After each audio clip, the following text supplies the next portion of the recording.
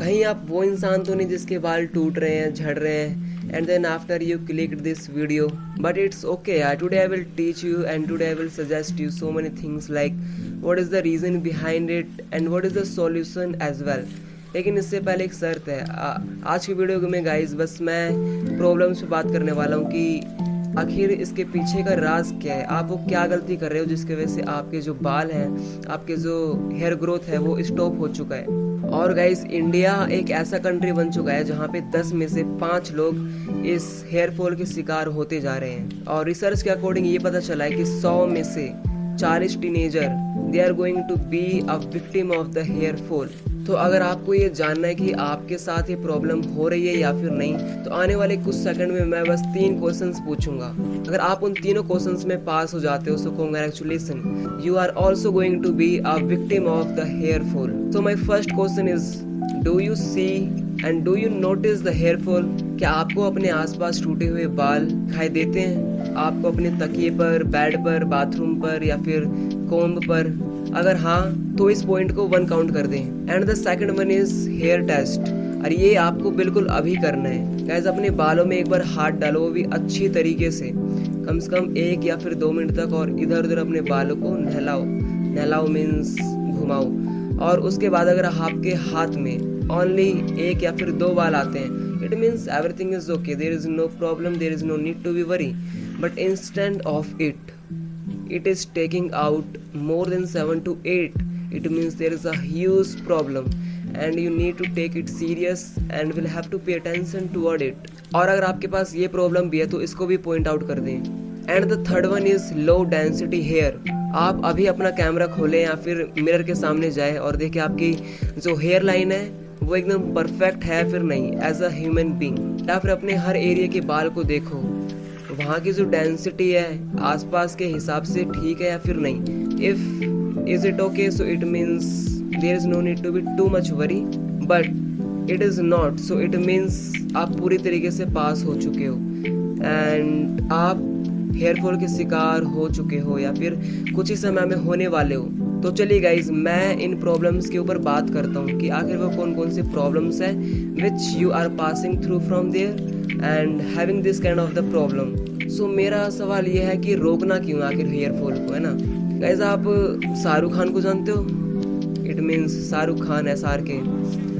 उनके आपने बाल देखे हैं, उनकी हेयर लाइन, उनकी हेयर डेंसिटी, उनके बालों का ग्रोथ, वो अभी 60+ एज के हैं, but even he looks very attractive his and just look his hairs growth, it is so convenient. और मैं अपने दोस्तों के बारे में बात करूँ या फिर टीनेजर की जो अभी 16 या फिर 17 एज के हैं, उनके बाल अभी गाइस जाके एक बार देखो कितने झड़ रहे हैं। जिस उम्र में हमारे बाल झड़ने चाहिए उस उम्र में हम अपने बालों को रोक रहे हैं। इट मीन्स मैं यहाँ शाहरुख खान की बात कर रहा हूँ। और जिस उम्र में हमारी खेलने कूदने की उम्र है, हेल्थ को अच्छा करने की उम्र है, उसमें हम अपने हेल्थ को, हम अपने आइज़ को, हम अपने हेयर्स को दिन पर दिन वर्स करते जा रहे हैं। और इंडिया के अंदर ऐसा पाया गया है कि टीनेजर में 38% ऐसे लोग हैं, ऐसे बच्चे हैं जो इस चीज़ के शिकार हैं। और आपको पता होगा इस अगर हेयर फॉल हो रहा है so it means there will be no confidence, you will be always in a worry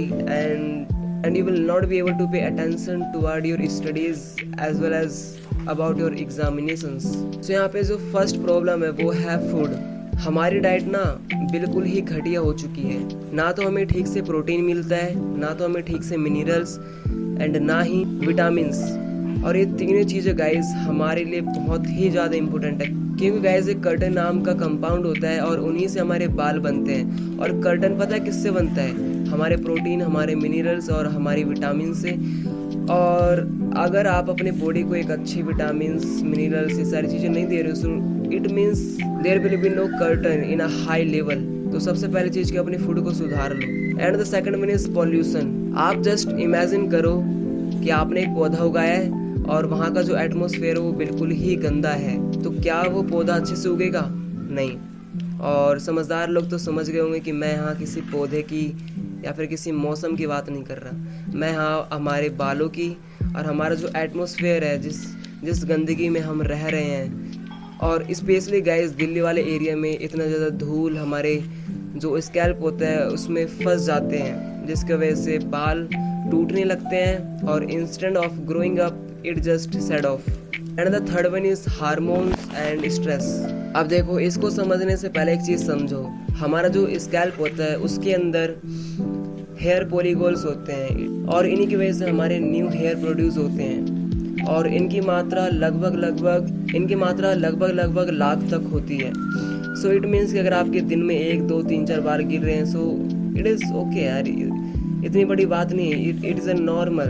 अब देखो, इसके अंदर ना 3 फेजेस होते हैं। The first one is the growth phase. जब आप 2 साल से लेकर 8 साल तक होते हो तो आपके जो बाल है वो ग्रोथ होते रहते हैं और होते रहते हैं। और आपने ये चीज़ नोटिस भी करी होगी कि जब आप छोटे थे तब आप अपने बालों को एक परफेक्ट लुक नहीं दे पा रहे थे। क्यों? क्योंकि वो चीज़ एक ग्रोथ फेज में थी। And the second one is the transition phase, जिसमें आपके बाल जो थोड़े से चेंज होने लगते हैं और उसमें आप एक अच्छा लुक देने लगते हो थोड़ा थोड़ा, और आपके जो हेयर की जो लेंथ है वो बढ़ने लगती है। इस फेज में आपके बाल जो मैक्सिमम लंबे हो जाते हैं और उसके बाद झड़ना स्टार्ट हो जाता है। और ये चीज़ एकदम कॉमन है और डरने की कोई बात नहीं। लेकिन प्रॉब्लम पता है कहाँ पर है? हम स्पेशली टीनेजर्स, हम लोग ना स्ट्रेस बहुत ही ज़्यादा लेते हैं, बहुत ज़्यादा।